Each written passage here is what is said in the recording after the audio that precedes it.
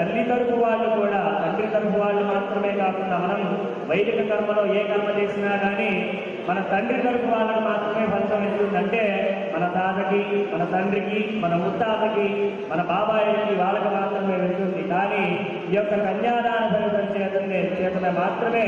మన యొక్క తల్లి తరపు అయినటువంటి తాతగారికి, మనంటే మన తల్లి తండ్రి గారికి, వాళ్ళ నాన్నగారికి, మన మేనమామలకి అందరినీ కూడా ధరింపజేసేటువంటి